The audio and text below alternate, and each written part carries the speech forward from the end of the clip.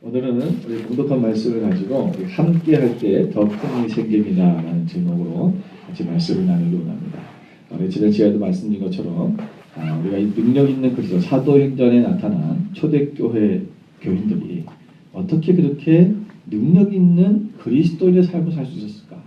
네, 정말 자신의 생명을 다해서 예수 그리스도를 믿었지 않습니까?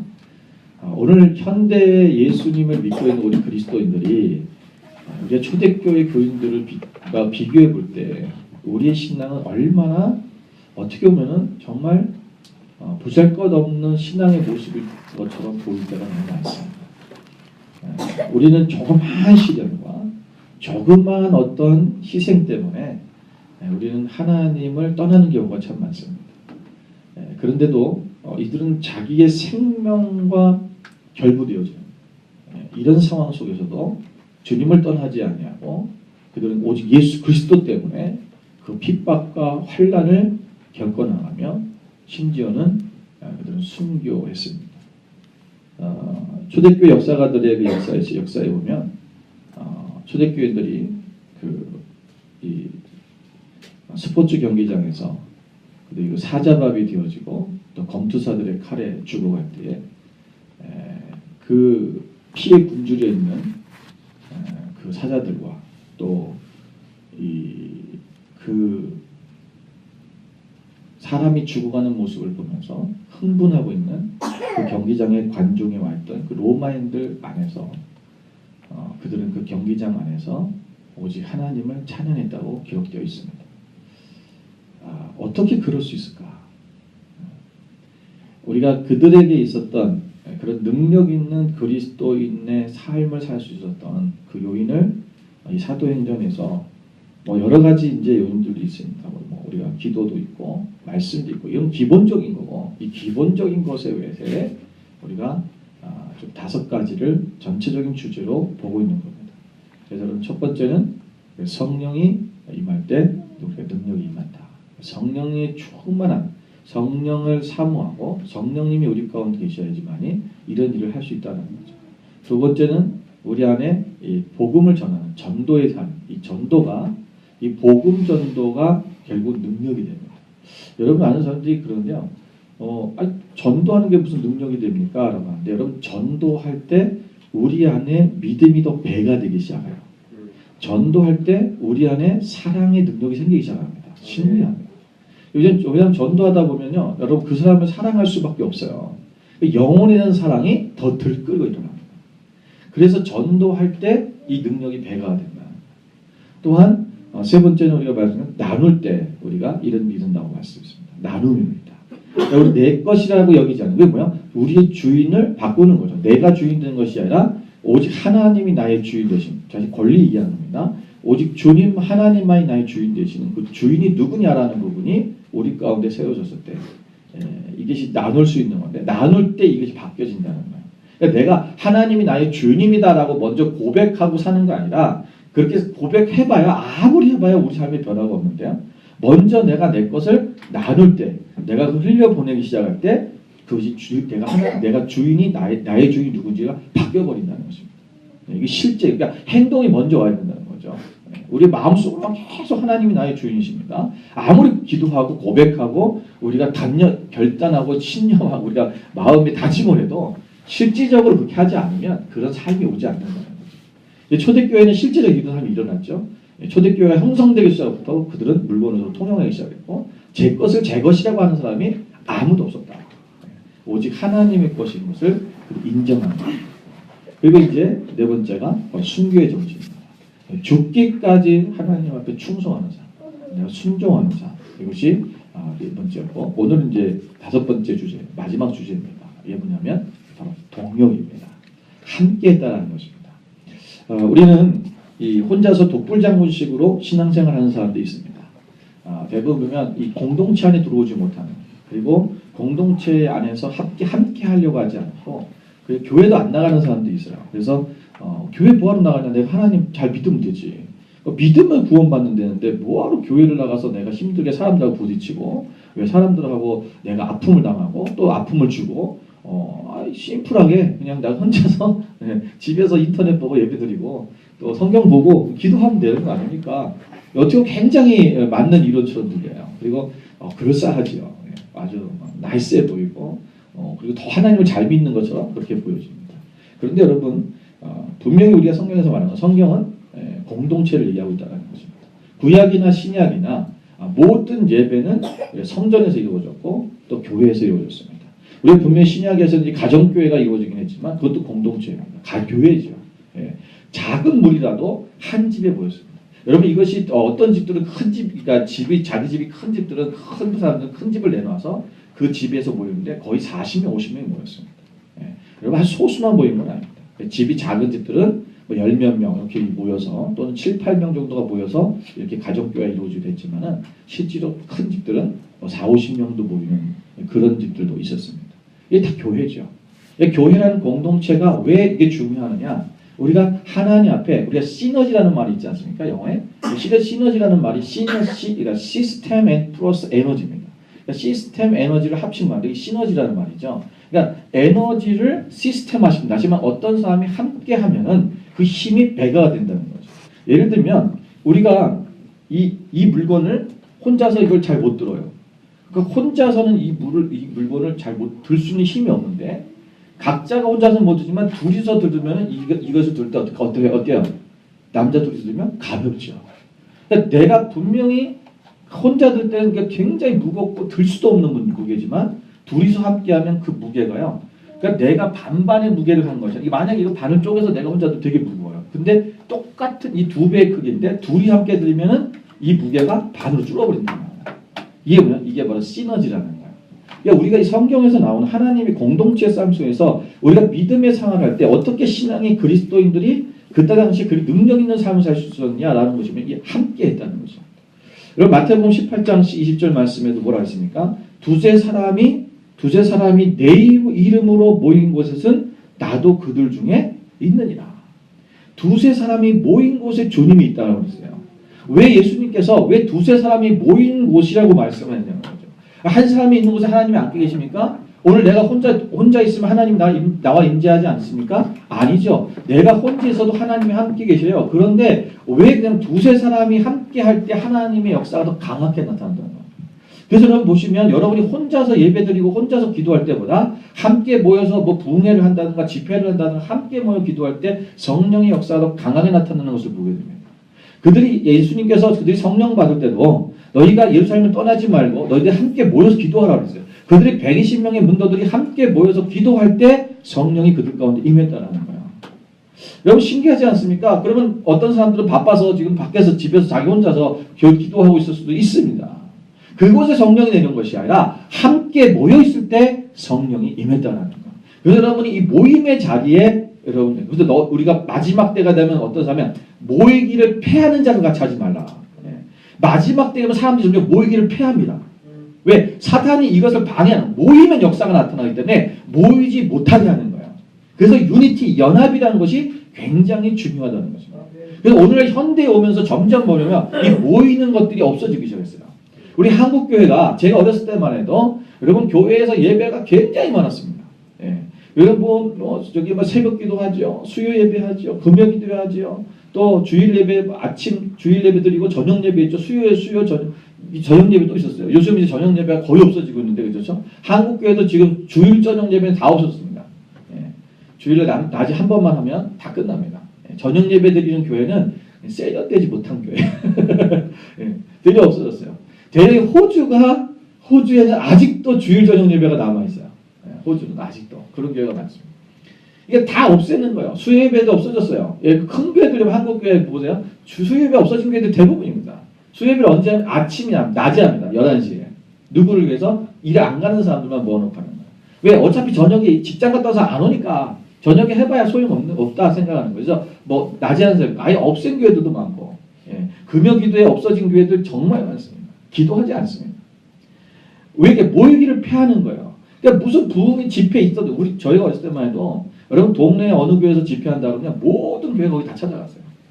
이 교회에서 부흥회하면 저기 가서 하고 저쪽에서 부흥회하고 부흥회도 여러분 요즘처럼 저녁에만 이렇게 하는 거 아닙니다.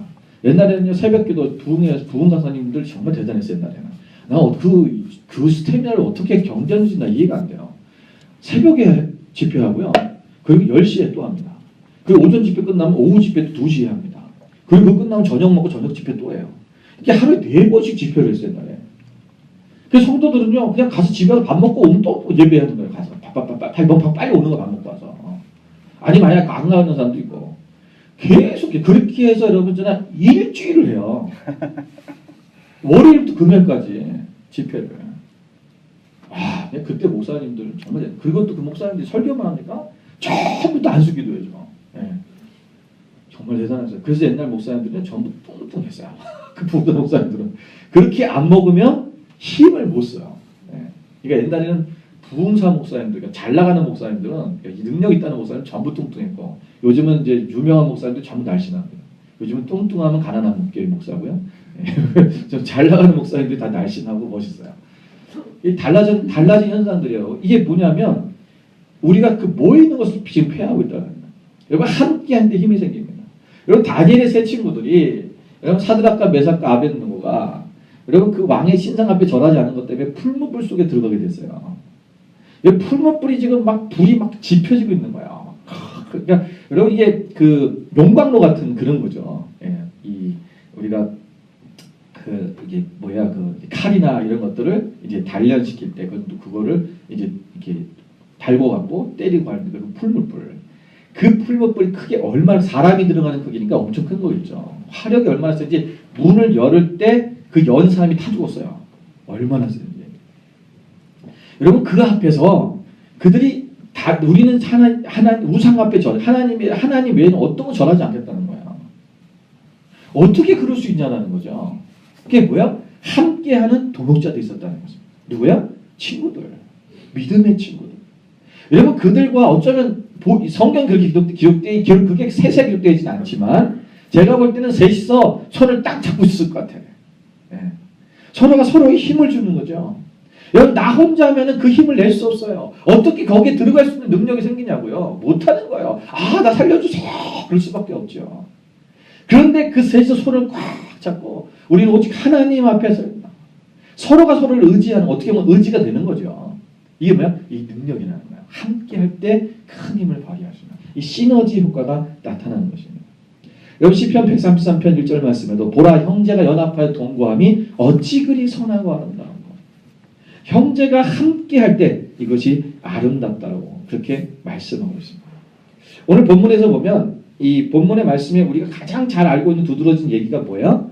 안디옥 교회에서 비로소 뭐가 됐다고요? 그리스도인이나 불려졌다는 거예요. 여러분 우리가 이 말씀을 이제 우리가 그리스도인에 불려졌다는 말씀에 이제 포커스를 맞춰서 설교를 하면 말씀을 많이 들었어요.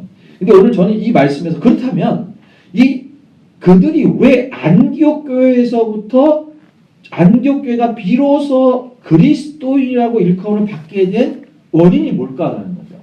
원인이. 자 보세요. 이 원인을 찾아보면 먼저는 우리가 볼 때에 바나바라는 사람을 좀 조명을 해볼 필요가 있습니다. 바나바. 이 바나바를 보면 자 바나바가 여러분 지금 우리가 이 안디옥 교회 안에 이제 처음에는 유대인들에게만 말씀을 전해줬는데 그때 구브로와 구레네 몇 사람이 안디옥에 와서 헬라인에게도 말하여 주 예수를 전파했다. 이들이 와갖고 예수님을 전파하는 거예요. 헬라인에게도 전파했는데 헬라인들이 예수를 믿기 시작했어요. 부흥이 일어나기 시작했죠. 그래서 어때요? 주의 손이 그들과 함께 하심에 수많은 사람들이 믿고 죽게 돌아오더라. 자, 이 안디옥 교회가 부흥에 대한 원인이 첫 번째가 뭐야? 주님이 함께 했다는 거죠. 예, 주의 손이 그들과 함께 했다는 거야. 자, 이건 당연한 겁니다. 그죠? 하나님이 함께 하셔야 부흥이 일어나는 거예요. 그죠? 분명히 하나님의 교회는 하나님이 함께 하십니다. 그런데 그 다음에 이제 거기에 이 소문을 듣고 바나바를 안디옥에 보내. 왜? 바나바를 통해 바나바가 이들이 지도자가 없다 보니까 올바른 신앙 안에 세워져 있기 때문에 왜냐하면 이방인들 이 사람들은 원래 우상을 숭배하던 이방인들이었어요. 이방인들이 하나님을 믿다면 잘못하면은 그 당시에 자기들이 믿던 신들의 그런 어떤 사상과 그들의 그 신앙을 같이 갖고 와서 이 신앙이 혼합될 때가 있다는 거예요. 그래서 바나바를 거기에 보냅니다. 근데 이 바나바가 왔는데 바나바 그들을 보니까 와, 그들의 은혜를 하나님의 은혜를 보고 너무 기뻐해서 사람들에게 이렇게 주문을 합니다. 굳건한 마음으로 주와 함께 머물러 있으라. 그러니까 지금 바나바는 그들을 가르친 것이 뭐냐면 주님과 함께 굳건한 마음이라는 것이 뭐냐면요. 우리가 이제 히브리어로 보면 굳건함이라는 뜻이 프로데시스라고 하는데 이 프로데시스라는 말의 뜻이 뭐냐면 의도, 목적, 뜻이라는 뜻이 있어요. 의도, 목적, 뜻. 근데 이 굳건한 마음으로 그러면 이것을 다시 풀어 얘기한다면 이렇게 뜻이에요. 마음에 분명한 목적과 뜻을 가지고라는 거예요. 그러니까 우리가 하나님 앞에 너희가 굳건한 마음으로 주님 앞에 머물라는 말이 뭐냐면 마음에 분명한 목적과 뜻을 가지고 하나님 앞에 딱 붙들려 있으라 이런 얘기예요. 우리 한글 개교는 이게 붙들려 있다라고 표현해요. 하나님 앞에 붙잡혀 있다, 붙들려 있다 이렇게 얘기하는데 붙어 있어라 이런 말인데 이게 같이 붙어 있는 게 거기에 머물러 있는 거예요. 주님과 함께 거하는 주님을 떠나는 주님과 이게 하나님과 함께 친밀함을 얘기하는 거예요. 주님과 함께 거하는 주님 안에서 아주 깊은 교제 가운데 들어가는 그것을 얘기하는 겁니다. 자, 그래서 그들에게 그것을 가르쳤어요. 그리고 머물러 있으라고 했습니다. 그리고 오늘 이 바나바의 성품이 바나바에 보면은 바나바는 어떤 사람인지를 얘기하고 24절에 보니까 바나바는 착한 사람이요 성령과 믿음이 충만한 사람이라. 여러분 바나바는 착한 사람이란 말은 여기 착하다는 말은 아가도스라는 말인데 아가도스라는 이 헬라어는 놀라다, 경탄스럽다 또는 우리가 높이 평가하다 이런 말입니다. 그러니까 놀랄 정도로 아주 높게 평가하는 경탄하다는 말이 사실 한문이 여기 한자에 이 말이 다 포함된 거죠. 그러니까 경탄을 높이 평가할 정도로 놀라운 거예요. 높이 평가. 그러니까 그 사람의 성품이 바나바는 그런 사람이라는 거죠. 그리고 성령과 믿음이 충만하다. 충만하다는 말은 우리가 이 플레레스라고 하는데 플레레스라는 말은 물이 넘쳐서 흘러 넘치는 물이 가득 차서 흘러 넘치는 그런 현상을 얘기하는 거예요. 그까지 완전히 가득 차 넘치는 정도까지 이뤘다는 거죠. 오늘 그가 성령과 믿음이 충만하고 사람들에게 보기에 정말 놀라운 그런 사람, 경이로울 정도 놀라운 그런 높이 평가되는 그러한 성품을 가진 사람이었다는 것입니다. 자, 바나바의 오늘 하나님의 주의 손이 그들과 함께 하셨고 바나바의 가르침과 바나바의 성품들을 통해서 오늘 큰 무리가 죽게 더해지고 안디옥 교회가 지금 성장하고 부흥하기 시작한 거야. 자, 그런데 아직까지는 여기에 뭐가요? 그리스도인이라 불려지지 않았다는 것입니다. 그런데 그 이후에 무슨 일이냐면 바나바는 지금 어떤 일을 하냐면 바나바가 사울을 가서 바울을 데리러 그가 다소까지 갑니다. 우리가 성경을 그 지도를 한번 보여주세요. 보시면 여기가 이제 수리아 안디옥인데 이쪽이 수리아 안디옥이고 여기가 안디옥 또 하나 있어요. 여기 안디옥인데 이 수리아 안디옥이 여기가 이제 원래 안디옥 교회가 있는 자리 여기입니다. 그러니까 바울과 바나바가 여기 세웠던 교회 안디옥 교회인데요. 여기서부터 다소가 어디냐면 바로 여기가 다소입니다. 여기가 지금 다소인데 요 접인 데가 다소인데 여기서 여기까지 이렇게 옛날에 걸어 다녔으니까 여기까지 가는 거예요. 그래서 가서 이 다소까지 가서 지금 사도 바울을 데리고 왔어요. 여러분 바나바는 예전에 우리가 9장 27절을 말씀해 보면 예루살렘에 있는 제자들에게 사도들에게 이 바나바를 소개합니다. 사람들이 바울을 믿지 못했죠. 바울은 뭐 하던 사람이었어요? 예수님을 믿었던 사람들을 예수 믿는 사람들 잡아다 죽이는 사람이었어요. 목에 가지고. 그러니까 이 사람을 어떻게 믿냐고요. 자기 하나님을 만났다는 거, 예수님 만났다는 거예요. 그래서 자기가 지금 회심을 해서 자기 예수님의 제자가 됐다는 거죠. 그때 이를 믿어주고 이를 사람들에게 청구해 준 사람이 누구냐면 바나바예요. 근데 오늘도 보면 바나바가 이 먼 다소까지 가서 이 바울을 데리고 옵니다. 여러분 우리가 인간적으로 생각해 볼 때는요. 바나바는 꼭 바울을 데리러 갈 일이 없어요. 왜? 지금 교회가 왕성하게 부흥하고 있잖아요.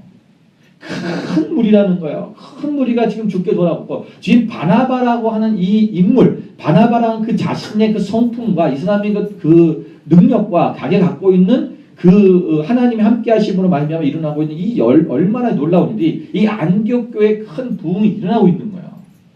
그러면 이미 자기가 이 안디옥 교회에서 자기의 위치를 확고하게 할 수 있는 충분한 자리가 돼 있는 거죠. 그죠? 예. 아마 우리 같으면 우리 인간 같은 우리들 같으면 굳이 바울을 부르러 가지 않습니다. 그죠? 내가 잘하고 있는데 뭐 이 정도면 뭐 하나님 앞에 영광 돌리고 있고 뭐 지금 교회가 부흥하고 있는데 뭘 특별히 내가 저 사람을 갖다 불러다가 괜히 와가지고 그럴까? 근데 바나바는요 우리랑 다른 생각을 갖고 있는 사람이에요. 왜냐하면 바나바는 보세요. 지금 그가 이렇게 그들을 바울을 데리러 갈 필요가 없는데도 불구하고 바나바는 바울을 데리러 갑니다. 왜 데리러 갔습니까? 바나바는 바울이 하나님으로부터 이방인들로부터 부르심을 받았다는, 이방인들에게 복음을 전하는 부르심을 받았다는 이 사실을 바나바는 알고 있는 거야. 그러니까 바울도 스스로 그런 얘기하죠. 나는 이방인들을 위해서 부르심을 받았다라고 얘기해요. 바울은요 헬라어를 굉장히 잘했습니다. 로마 시민권을 갖고 있었고 그가 태어난 이 다가드 지도에 붙었지만 다소 자체가 이쪽이 유대 지역이 아니라 별로 길리기아 지역이에요. 위에 이 지역이죠. 예. 그래서 이 갑바도니아 이쪽이 이 길기기아 쪽에 있는 다소이기 때문에 이 지역이 보면 옛날에 이방 지역 다 이방 지역입니다. 지금은 이제 터키 지역이다. 여기 전체가 다 터키인데 이 안디옥가 지역에 다 터키를 들어가 있습니다. 그래서 우리가 초대교회 7교회가 전부 터키 안에 들어있죠. 이 터키 지금 터키지만 그러니까 그 또한 이방 나라에서 태어난 거예요 원래. 그러니까 원래 이 사람이 뭐냐면 디아스포라예요. 거기가 고향이고 자라기를 유대화 잘했어요. 그러니까 디아스포라 원래는 디아스포라 사람, 디아스포라 유대인이죠. 그러니까 디아스포라 유대인들에게 복음을 전하는데 너무 좋고 이방인들에게 복음을 전하고 너무 좋은 이것을 갖고 있는 사람이에요. 거기다가 또 유대인의 가말리의 문화성이고 바리새파고. 그러니까 이 바울이야말로요 모든 사람에게 복음을 전하. 그 당시에 있는 모든 사람에게 복음을 전하기에 너무 적절한 사람이에요. 예. 학력이나 또 집안이나 또 갖고 있는 어떤 자기 신분이나 모든 것들이 그래요. 그러니까 바나바는 어떤 이 새롭게 일어나고 있는 저 능력 있는 사람, 어떻게 보면 하나님이 이방인들을 쓰시기 위한 모든 능력을 갖춘 그 사람을 우리는 시기하고 질투하고 되려 그것을 단절시킬 수 있지만 그러나 배척할 수도 있지만 바나바는 그렇게 하지 않았다는 거예요. 왜? 하나님이 지금 바울을 통해서 어떻게 쓰실 것이라는 것을 알기 때문에 그런 거예요. 자 보세요. 여러분 우리가 이 안디옥에서 우리는 하나님의 뜻을 알면 하나님의 일에 동참하는 삶을 살아야 됩니다. 그러니까 하나님의 일에 먼저 동역이 일어나야 된다는 거야. 그러니까 하나님이 지금 바울을 쓰기를 원하신다는 거야. 바울을 왜 회심시켰고 바울을 하나님이 왜 하나님이 저를 지금 하나님의 나라를 왜 쓰기 위한 무엇인가를 그걸 알고 나니까 하나님의 일에 동참하는 거죠. 이게 하나님의 동역하는 것입니다. 여러분 하나님께서 우리 인간을 처음 창조하실 때 우리 아담을 창조하셨죠. 여러분 아담이란 말 뜻 자체가 뭐냐면 사람이란 뜻입니다. 다시 말하면 사람을 대표하는 거예요. 그러니까 하나님이 아담을 창조하셨을 때 사람에게 하나님께서 요구하신 게 뭐예요? 하나님이 이 세상을 창조하시고 그리고 인간에게 하나님께서 명령하신 것은 뭐냐면 이 땅을 다스리라는 거예요.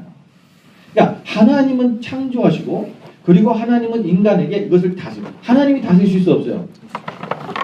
있죠. 하나님이 다스리시면 돼요. 굳이 인간에게 다스리냐고요. 무슨 얘기냐? 하나님은 태초에부터 모든 사역들을 하나님의 일을 우리와 함께 하기 원하시는 거야. 그러니까 사람을 통해서 일하신다는 것입니다. 그러니까 하나님이 직접 하실 수 있지만 하나님은 우리에게 할 수 있도록 기반을 깔아놓으시고 그 다음에는 하나님이 우리 인간들이 하도록 만드시는 거예요.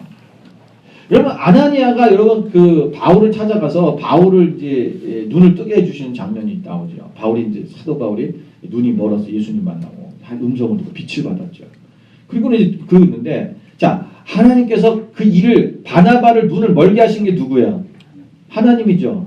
그래서 바나바가 아니라 바울을 그리고 그 바울을 하나님 만나게 한 사람이 누구예요?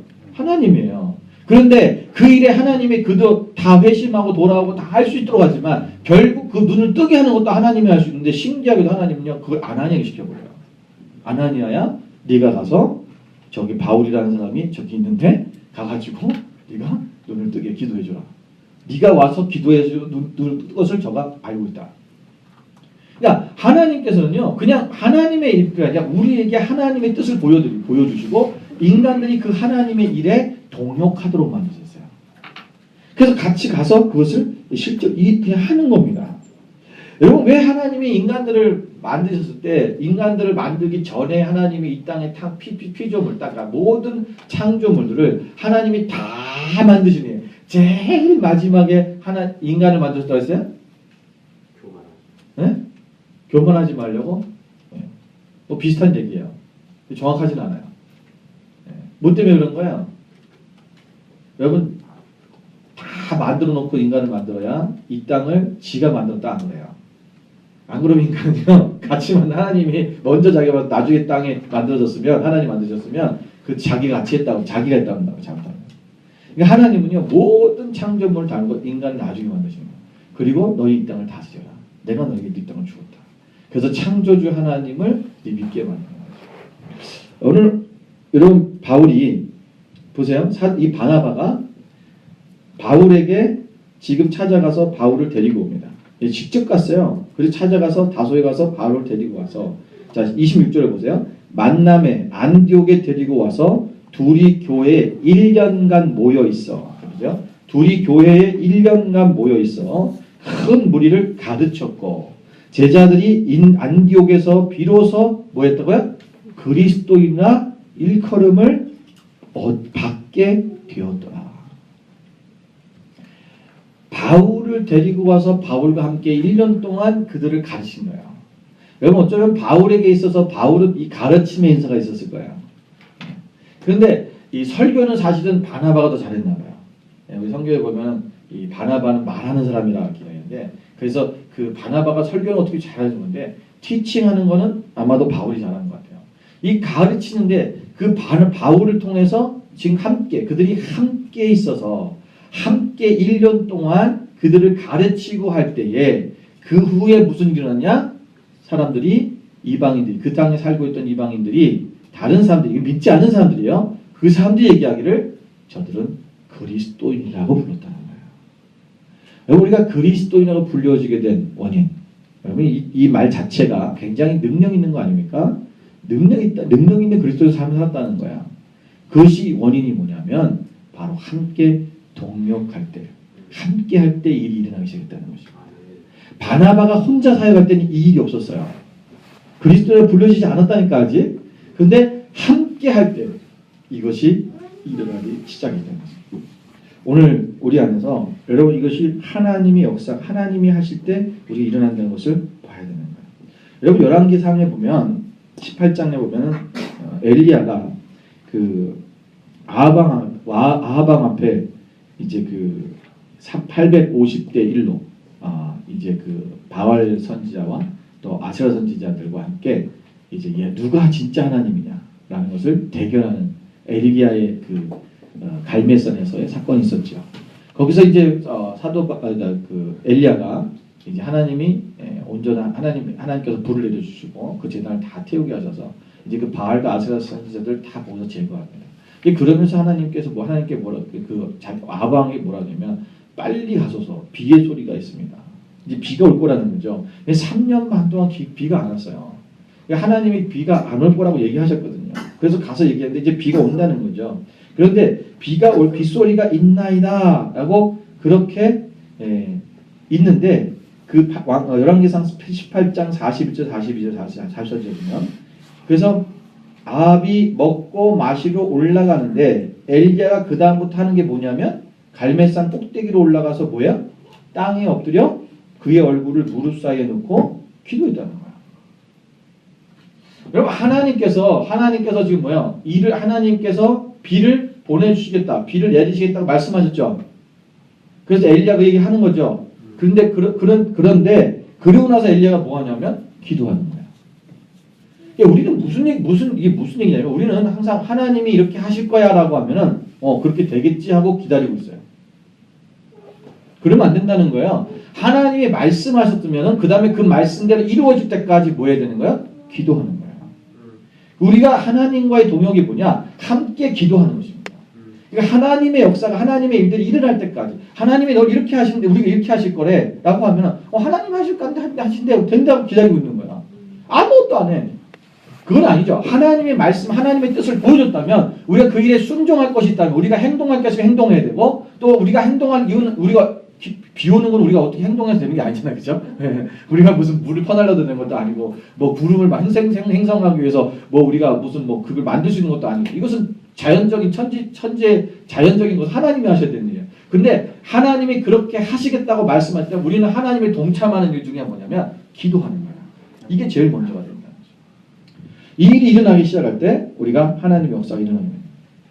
자, 여러분 우리가 하나님께서 우리가 할 때 우리가 이제는 교회 안에서 하나님과의 동역이 이루어지고 하나님의 뜻을 알면 하나님과의 일에 동역해야 돼요. 그렇다면 이제 우리가 삶 속에서 보면 하나님의 일뿐만 아니라 사람과 사람 사이에 우리가 교회 안에서 공동체 안에서의 동역이 똑같이 일어나야 된다는 거죠. 바나바가 바울을 데려다가 그가 하나님 앞에서 함께 그가 일하고 있는 것처럼 여러분 이 사도행전에 나오는 모든 그 사역들을 보면 우리 특히 이제 바나바의 일들이 바울의 일들이 굉장히 많이 나오는데 여러분 바울이 사역을 할 때 혼자 한 적이 한 번도 없습니다. 그 옆에 항상 누군가가 있어요. 그죠? 바나바가 있든지 신라가 있든지 아니면 마가람 요한이 있었든지 아굴라라 브립스길라가 있었고 또 디모데가 있었고요. 항상 그는 바울을 돕는 동역자들이 그와 함께 있었다는 것입니다. 홀로가 되어지는 게 아닙니다. 여러분 목사가 혼자서 사역한다고 해서 교회가 되어지는 게 아니에요. 어느 목사 하나가 정말 설교를 잘한다고 또는 뭐 아주 능력이 있다고 그래서 교회가 부흥하지 않습니다. 모든 성도들이 함께 동역하며 함께 나갈 때 그 교회가 아름답게 성장하는 것이고 또 그 교회가 능력 있는 교회가 되어져 가는 것입니다. 그렇다면 우리는 무엇으로 동역을 해야 될까? 무엇으로 동역해야 될까? 첫 번째는 여러분이 기도로 동역해 주셔야 됩니다. 여러분 아까도 말씀드렸지만 우리가 하나님의 일하시는 것을 알면 그 하나님의 뜻이 무엇인지를 알아내면 그 하나님의 뜻이 이루어질 때까지 기도하는 것처럼 우리가 하나님의 교회 안에 하나님께서 무엇을 말씀하셔서 그것을 이루게 된다면 그것을 놓고 우리가 계속적으로 기도했다는 것입니다. 여러분 어떤 어려움이 있을 수 있습니다. 문제가 있을 수 있고요. 또는 어떤 여러분의 마음에 들지 않는 일이 있을 수 있습니다. 때로는 여러분이 목사가 또는 어떤 사역 지도자들이 리더들이 여러분 보기에 또는 부족한 게 있을 수도 있습니다. 그러면 그것을 가지고 우리가 뭐 해야 되냐? 기도하는 거예요. 여러분 사도행전 12장 5절에 보면 베드로가 옥에 갇혔을 때에 여러분 어떤 일이 났습니까? 교회는 그를 위하여 간절히 하나님께 기도했다고 그랬어요. 여러분 하나님 앞에 그것이 성도가 해야 될, 공동체가 해야 될 일이 뭐냐? 어떤 사건이 터졌을 때, 일이 있을 때, 문제가 생기면 함께 기도하는 것입니다. 이 기도의 동역이 우리 교회 안에 가장 중요하다는 거예요. 특히 또 사도행전 13장 1절부터 3절 말씀에 보면 안디옥 교회에 선지자들과 교사들이 있으니 곧 바나바와 니게르라 하는 시므온과 구레네 사람 루기오와 분봉왕 헤롯의 젖동생 마나행과 및 사울이라. 주를 섬겨 금식할 때에 성령이 이르시되 내가 불러 시키는 일을 위하여 바나바와 사울을 따로 세우라 하시니 이에 금식하며 기도하고 두 사람에게 안수하여 보내니라. 여기 이 말씀에도 동일한 말씀이 있어요. 이게 뭐냐면 여러분 하나님께서 그들이 주를 섬겨 금식할 때에 그랬어요. 여러분 금식은 주님을 섬기기 위해 때 금식하는 겁니다. 우리가 금식할 때에 성령님께서 그들을 말씀하셔서 보내면 내가 불러 시킨 일을 위하여 바나바와 사울을 따로 세우라 그랬어요. 자, 하나님 무슨 말씀하셨죠? 성령님께서 이들에게 불러서 얘기하셨어요. 바나바 사울을 따로 세우라. 자, 하나님이 명령하신 거예요. 그들 분명했습니다. 자, 그러면 그들 보내면 돼요. 근데 그들 그다음 뭐 합니까? 이에 또 금식하며 뭐 했다? 기도했다는 것입니다. 여러분 사역자들을 오늘 하나님께서 세우셨어요. 그래서 그들을 보내는데 나 응답받았어. 하나님 응답받았어. 그냥 보내버리는 게 아니라 하나님께서 응답하셨다면 응답하신 것에 따라서 하나님이 원하신 일이 무엇인지를 알게 되니까 교회에서 어떤 사람을 사역하고 보내는 것에 대해서 알게 됐으니까 그 다음부터 뭐요? 그것을 놓고 기도하는 거죠. 그리고 그들을 금식하며 기도해서 그리고 안수에 보냈다. 여러분 기도가 그만큼 중요하다는 것입니다. 여러분 교회는 여러분 공동체는 기도로 살아가는 것입니다. 여러분 우리가 기도하지 아니하면 하나가 될 수 없고요. 기도하지 않으면 능력이 나타나지 않습니다. 같이 기도할 때 이 중보의 기도가 뭐냐? 바로 서로를 위해서 기도하고 우리가 나라와 민족을 위해서 또 우리가 이 열방을 위해서 또 지역사회를 위해서 교회를 위해서 여러분도 가정을 위해서 우리가 함께 속해 있는 모든 그런 사회를 위해서 다른 사람들 위해서 중보기도 하는 거예요. 이 기도가 함께 할 때에 여러분 하나님의 교회가 보호받고 하나님의 교회가 왕성히 세워져 가는 거예요. 예. 여러분 우리가 그래도 교회 안에 계속적으로 중보기도가 이루어지고 함께 기도하고 있으니까 그나마 우리 교회가 지금 하나님 은혜 가운데 가고 있는 거예요. 예. 여러분 안 그러면요 사단이 사람들의 마음마다 뒤쑤셔놔가지고 어마어마한 일이 일어나요. 예. 기도하는 중에 하나님이 깨닫게 하시고 알게 하시고 우리가 무엇을 기도해야 될지 알게 하시는 거예요. 오늘 어떤 사람들이 좀 문제가 있다는 것도 그 마음에 좀 힘든 게 있다. 하나님이 알게 하시죠. 그럼 그걸로 기도하는 거야. 그러니까 하나님께서 만약 쫓아가서 왜 당신이 요새 이렇게 마음이 삐뚤어졌습니까? 당신이 왜 요새 이렇게 마음이 힘들어합니까? 그럴 수 없잖아요. 예. 우리가 하나님 앞에서 이게 뭐야? 기도하는 거예요. 기도만이 살 길이에요. 여기 생명입니다. 우리 영적인 호흡이라고 늘 말씀하잖아요. 이게 기본적인 거. 우리가 살아나면서 기본적인 건데도 불구하고 우리가 너무 기도하지 않는 오늘날 현대 교회들을 보는 것입니다. 우리가 날마다 여러분 기도함으로 함께 동역하시기를 주님으로 축원드립니다. 두 번째는 역할을 나눔으로 우리가 동역해야 됩니다. 사도행전 6장 3절에 보면 형제들아 너희 가운데서 성령과 지혜가 충만하여 칭찬받는 사람 7을 택하라. 우리가 이 일을 그들에게 맡기고 그랬어요. 사도들이 구제하는 일을 하다 보니까 구제하는데 구제하는 너무 많은 거예요. 그러니까 여러분 구제가 시작되면요 이게 할 게 너무 많아요. 왜 구제할 사람이 너무 많은 거죠. 점점 많아집니다. 우리 교회도 우리가 우리 비전 교회 주신 비전에 따라서 우리 열방에 만나를 나눠야겠다. 그래서 지금 홍리사 사역도 하고 있고 또 이렇게 열방에다가 지금 그런 일들을 보내고 있는데 여러분 실제로 이 일만 하려고 그러면요 시간이 없어요. 여러분 홍리사 사역 하다 보면요 점점 불쌍한 사람이 많고요. 이게 사실은 뭐 우리가 일주일에 한 번 되면 하지만 사실 일주일 내내 했으면 좋겠고, 예. 그러니까 하는 사람들은요 뭐 그런 마음이 일러오는 거예요. 우리가 일주일 내내 저 사람 그 다음 뭐 어떡합니까? 뭐 이런 마음이 들고 자꾸 하다 보면은 거기 마음을 뺏겨버려요. 그런데 교회가 그거만 할 수 없잖아요. 예. 여러분 그거 지금도 월요일날 한 주 한 번 하는 건데 그것 때문에 다른 것을 못하는 차질이 많이 생겨요. 사실은 많이 생겨요. 그러니까 많은 것들을 그냥 포기하고 하는 거야 사실은. 예. 그러면 그러다 보니까 왜 사역자들이 그것 때문에 거기 가야 되기 때문에 다른 일을 못하는 경우가 생긴다는 거죠. 예. 그러니까 이 사도들도 계속 구제하는 일 하다 보니까 근데 문제가 터졌어요. 뭐냐면 유대인 가부들과 헬라파 가부들인데 헬라파 가부들한테 이 구제하는 게 좀 덜 갔나 봐요. 하다 보니까 이게 이제 뭐 차질이 생겼겠죠. 그러니까 헬라파 가부들이 차별한다고 막 난리가 난 거야. 우리는 조금 주고 유대파 가부들은 많이 주고. 지금 홈리스 사역도 보면요. 아주 그 사람들 되게 웃겨요. 자기들이 우리가 가서 섬겨주는 건데도 자기들 것처럼 얘기해요. 당연히 먹는 거죠. 자기 조금 모자르면요. 모자르다고 난리에 와갖고 뭐 요거밖에 안 주냐고 그러고 왜 좀 더 저기 안 했냐고 그러고 또 되게 웃기잖아요. 다른 사람들이 지나가다 먹잖아요. 자기들이 와갖고 가가지고 그래요. 너 이거 먹지 말라고. 너는 왜 가서 먹냐고. 자기 것처럼 얘기해요. 그러니까 볼 때 보면 참 웃겨요. 뭐야 이렇게 생각할 때가 있어요. 그러니까 도움을 받으면서도 불평하는 이런 일이 생기는 거죠. 그러니까 이 사도들이 안 되겠다 싶어갖고 이제 어떻게 했냐면 이제 7 집사들을 세우는 거예요. 우리는 이제 뭐 하겠다? 말씀을 전하고 기도하는 일에 전무하고 이 구제하는 일을 집사님들이 해주십시오라고 7 집사, 성령에 충만한 7 집사를 세운 것입니다. 여러분 교회는 직분자들이 있습니다. 이 직분자들을 왜 세운 거냐? 우리가 목회를 하는 데 있어서 교회를 같이 공동체가 세워져 나가는 데 있어서 필요한 모든 사역들을 목사가 혼자 다 할 수 없기 때문에 목사는 말씀과 기도하는 일에 전무해야 됩니다. 여러분 목사가 매일 나가서 구제한다고 하고 있으면요 아무것도 못하는 거예요. 그러니까 이 일을 누가 하냐? 이건 성도들이 하셔야 돼요. 여러분 직분을 맡습니다. 직분을 여러분 맡겨주신 이유가 뭐냐? 여러분 부르기 편하라고 누구 씨하고 부르기 교회에서 힘드니까 나이 들었는데 형제님 자매님 하기 불편하니까 집사님 재는 게 아니에요. 사역하라고 준 거예요. 그러니까 이 사역을 안 하니까 사람들이 오늘날 교회가 직분 주는 것을 안 하려고 자꾸 그러죠. 왜 직분만 받아놓으면 건의만 생겨나고 자기들이 건의만 나타내려고 하고 사역은 안 하는 거예요. 그래서 오늘날 참 이 많은 교회들이 이 부분에 대해서 좀 변화를 주고 있는데 제가 아는 교회들만 해도 이제는 그 장로님들을 사역장로 바꿔버렸어요. 그러니까 옛날에는 장로 안수를 받으면 영원히 장로 죽을 때까지. 그래서 이제 저건 있었어요. 이제 그러니까 이제 그 뭐야 시무장로를 하는데 시무장로가 이제 나이가 70까지죠.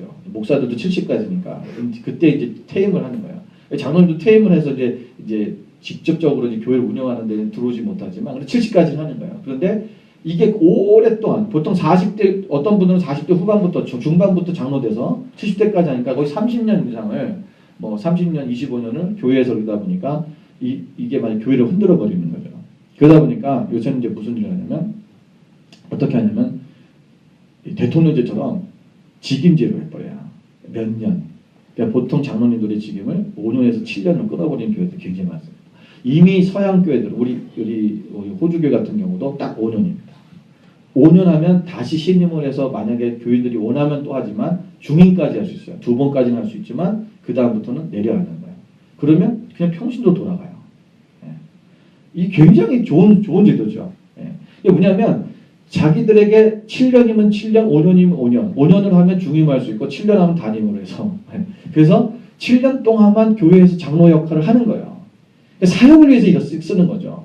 그리고는 딱 끝나면 내려오는 거예요. 이게 그래서 그 뒤에 가서 이제 교회를 봉사하는 것도 하는 거죠. 그러니까 이런 시스템으로 많이 바뀌고 있어요. 그러니까 교회는 뭐냐? 직분이라는 게 뭐냐? 여러분 사역하라는 거예요. 교회를 세워나가는 것입니다. 그래서 우리가 뭐냐? 여러분 이것을 역할을 분담하는 것입니다. 여러분이 분담의 그것을 나눠줘야 되고 함께 일을 해나갈 때 이 하나님의 역사가 우리가 함께 능력 있는 그리스도인이 될 수 있다는 것입니다. 세 번째는요. 일꾼을 세움으로 동역해야 됩니다. 우리가 하나님 앞에서 일할 수 있는 사람들, 다시 말하면 능력 있는 사람들을 세워나가야 된다는 거죠. 여러분 아나니아가 이 사도 바울을 찾아가서 그를 눈을 보게 하고 그를 하나님의 일을 하도록 만들어준 거죠. 사실 아나니아는 안 가려고 그랬어요. 하나님 말씀하시는데 하나님 내가 바울에 대해서 들었는데 사울에 대해서 들었는데 그게 지금 예수 믿는 사람을 다 잡아주고 지금도 예수 믿는 사람 잡으러 담에서 까는 거 내가 알고 있는데 내가 그 사람한테 갔다가 나 잡혀주고 그 사람 또 어떻게 변신될지도 모르고 그 사람 왜 세웁니까? 안 가려고 그랬어요. 그래 하나님께서 강력하게 말씀하니까 순종하고 가는 거예요. 그러면서 그를 세워주는 거예요. 어떻게 보면 우리가 볼 때 아까도 마찬가지로 바나바도 보세요. 바나바도 바울을 세울 필요가 없어요. 자기가 하면 자기가 더 능력받고 여기서 여러분 사실 이 사도행전에서 우리가 신약에서 가장 우리가 존경받는 사람 중에 한 사람이 누구예요? 바울이에요. 바나바가 아니에요. 바나바는 사람들이 잘 몰라요. 바나바인지 우리는 그냥 바라반을 하지만 바나바 잘 몰라요. 그러니까 이 바울은 다 알잖아요. 바나바가 더 유명한 사람 될 수 있었어요. 더 유명한 하나님께 쓰임받을 수 있었어요. 근데 바나바는 바울을 세워주는 거예요. 하나님 앞에 부르심을 받아 하나님 앞에 쓰임 받을 수 있는 그 사람의 일꾼을 세워주는 것이 서로를 세워주고 서로를 일할 수 있도록 서로가 높여줄 수 있는 그것이 우리 가운데 이루어진다는 것입니다. 우리가 이 동역을 할 때 그러면 우리가 어떻게 동역하는 이 동역의 자세를 어떻게 해야 되냐? 첫 번째는 우리가 이름도 없이 빛도 없이 해야 됩니다. 무슨 얘기냐? 이것은 어떤 우리 명예를 위해서 나를 나타내기 위해서 하는 것이 아니라 그냥 아무도 우리가 빛도 없고 이름도 없지만 하나님을 위해 딸려가는 거예요. 그럼 사도행전 1장 21절 22절에 보면 예수님의 제자가 이제 가룟 유다가 죽었잖아요. 이제 그 때문에 제자가 11명이 됐어요. 12명의 제자를 채우기 위해서 다시 그 한 명을 뽑기로 합니다. 그때 이런 얘기를 해요. 이러함으로 요한의 세례로부터 우리 가운데서 올려져 가신 날까지 주 예수께서 우리 가운데 출입하실 때 항상 우리와 함께 다니던 사람 중에 하나를 세워 우리와 더불어 예수께서 부활하심을 증언할 사람이 되게 하여야 하리라 하거든요. 자, 여기 사도들이 말하는 표현을 보십시오. 여기 보면 이 자기신들이 요한의 세례로부터 우리 가운데서 올려져 가신 날. 그러니까 요한의 세례 때부터 예수님이 십자가에 달려 죽으시고 승천하신 그날 때까지 자기들과 어떻게 했다고요? 함께 있다는 거예요. 여러분 우리는 예수님의 12제자들만이 예수님과 함께 했다고 생각하잖아요. 근데 아니에요. 예수님 12제자 말고도 많은 사람들이 예수님을 따라다녔어요. 근데 12명의 사도라고 하는 사람이 붙여진 사람이 12명밖에 없는 거예요. 그래서 어떤 사람들은 그 사도라고 너 내 제자야, 내 12제자야 라고 얘기하지 않았어요. 그런데도 예수님을 따라다니면서 계속해서 함께했다는 거예요. 나 같으면 말이야 좀 기분 나쁠 것 같아. 예. 누구는 예수님이 딱 12 사도라고 딱 좀 보내주고 우린 거기 끼지도 못하고 에이씨 나는 그냥 안 따라다닐래. 뭐야 이거. 어디 가도 또 12명의 제자 중에서도 보면요. 하나님 예수님께서 가끔 어디를 특별하게 가실 때는요. 꼭 3명만 데리고 가셨잖아요. 베드로와 야고보와 요한. 이 3사람만 데리고 가는 거예요. 다른 제자들은 그때 삐진 거들. 그래서 뭐 우리가 그래서 베드로가 뭐 저기냐, 뭐 야고보와 요한이 뭐 예수님 우편에 막 이런 얘기들을 자꾸 하는 이유가 뭐냐면 지금 마음이 시기심이 생기는 거죠. 여러분 그렇잖아요. 어떤 유명한 목사님들 막 능력 있는 목사님들 여러분 만나기만 해도 막 그분 옆에서 막 저 가까이 있고 싶고 막 그래서 누가 또 다른 사람과 더 친한 것 같으면 기분 나쁘고 속상하고 막 시기하고 그러잖아요. 왜 그래요? 여러분 이게 뭐냐면 인간의 마음이라는 거죠. 그런데 여러분 이들은 뭐예요? 그럼에도 불구하고 그와 상관없이 주님과 다 함께했다. 자기의 이름이 나타나지도 않았어요. 예. 여러분 마띠아가 나중에 여기서 뽑혔기 때문에 그런 거지. 그러고 나서도 뒤에는 말도 이 사람 이야기 나오지도 않아. 그 전에도 없었고 그 이후에도 없었고. 예. 이름도 없이 빛도 없이 이 사람들은 또 뽑혔으니까 그나마 있었지만 그 다른 사람도 굉장히 많습니다. 성경에 기록되지 않은 예수님의 제자들이 얼마나 많은지. 우리는 어떻게 보면 무엇인가 나를 나타내기 위해서 내가 열심히 신앙생활을 하는 경우가 많다. 내가 무엇인가 나타내지 않으면 나는 안 해. 내가 함께 뭐하러 해. 이렇게 생각할 때가 있다. 동역은 여러분 함께 교회를 세워가는 것은 여러분 이름도 없이 빛도 없이 여러분 하나님은 아십니다. 하나님이 아시기 때문에 우리는 그렇게 주님 앞에 나가는 그런 마음가짐이 먼저 있어야 된다는 것이죠. 두 번째는 여러분 끝까지 최선을 다하셔야 됩니다.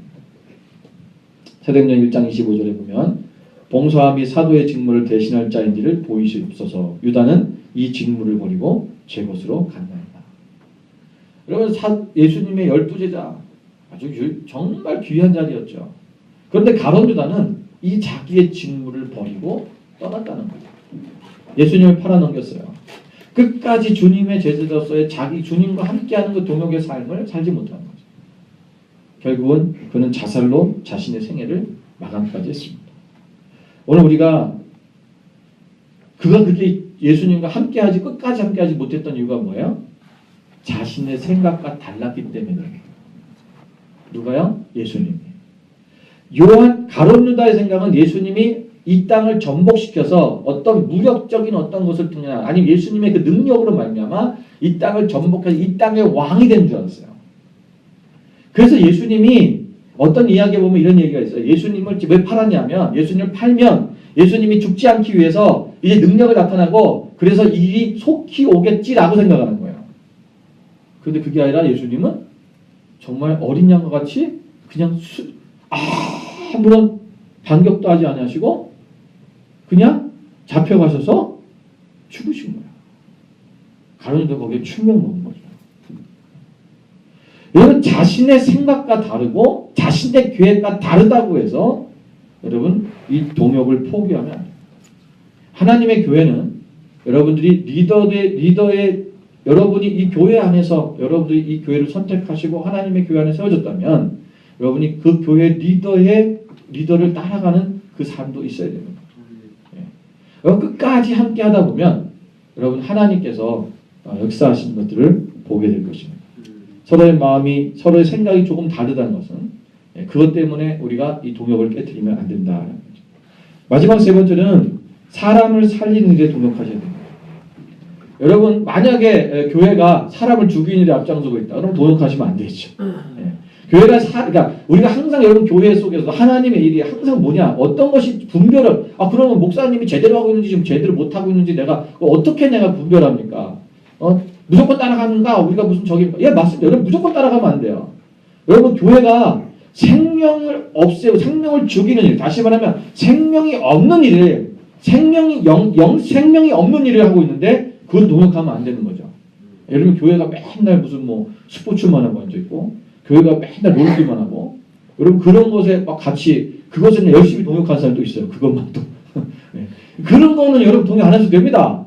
예. 그것 가끔 할 필요가 있죠. 또 성도 간의 교제가 필요해서 우리가 함께 또 이렇게 서로 친교하기 위해서 필요하대요. 그 가끔이죠. 예. 그럴 때도 함께 또 하셔야 돼요. 그런데 또 어떤 사람은 또 그런 거는 또 주님의 뜻이 아니라고 죽어도 그런 데전에 또 안 찬성하는 사람이 있어요. 예.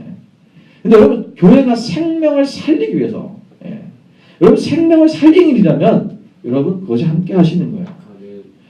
우리가 사도행전 23장 12절 13절 말씀에 보면 날이 새면 유대인들이 당을 지어 맹세하되 바울을 죽이기 전에는 먹지도 아니하고 마시지도 아니하겠다고 이같이 동맹한 자가 40명이에요. 사도 바울이 그 예루살렘에 들어갈 때가 있었어요. 다시 들어가지 말라고 하나님 그 어떤 막 예언자들 얘기해 주기도 막 그랬는데 그는 그걸 들어갑니다. 근데 예루살렘에 들어갔다가 유대인들이 그를 막 죽이려고 하죠. 그때 이제 군대가 와서 이 바울을 데리고 가요.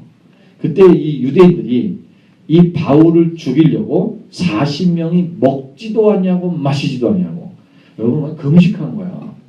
금식하면서 죽이려고 연합했다는 거예요. 동력했다는 거예요. 여러분 이게 사람을 죽이려고 사람을 죽이려고 여러분 우리는 이 생명이 없는 일에도 사람들이 이것을 함께하는 것에 막 목숨을 겁니다. 잘해요. 그런데 생명을 살리는 일에는 우리가 함께하고 동역하는 일을 게으리하는 경우가 너무 많다. 오늘 우리가 하나님 앞에 여러분 생명을 죽이는 일에 여러분 연합하지 마시고 생명을 살리는 일에 연합하고 동역하는 그런 저여러분 되시기를 주님의 이름으로 축원을 드립니다. 우리 교회는 여러분 생명을 살리는 교회가 되어야 됩니다. 교회는 우리 교회뿐만 아니라 모든 교회의 목적이고 목표입니다. 그것이 교회의 존재의 사명입니다. 오늘 하나님이 우리를 교회를 세우신 목적은 우리가 영혼을 살리라고 하는 것이고 생명을 살리라고 하는 것입니다. 예수님께서 그것 때문에 이 땅에 오셨고 자신의 생명을 주신 것입니다. 오늘 우리가 하나님 앞에 여러분 그런 생명을 살리는 일에 여러분이 동역하고 있는 것 얼마나 귀한지 모릅니다. 여러분 정말 힘들고 어려울 수 있어요. 쉽지 않습니다. 근데 여러분 기쁨으로 하십시오. 나는 그 도구로 하나님께 쓰임받고 있다. 여러분 그 마음을 가지시면 어떤 사람은 아유 나는 사람이 없어서 그냥 어쩔 수 없이 하나님 목사님이 하라 그래서 그냥 어쩔 수 없이 하고 있는 거예요 라고 생각하는 사람도 있을 수 있어요. 여러분 그럴 수도 있습니다. 그런데요 어쩔 수 없이라도 이 자리에 와 있는 사람은 그것도 하나님의 축복입니다. 여러분 아무나 이 자리에 있을 수 있는 게 아니라는 거예요. 여러분 귀하고 귀한 자입니다.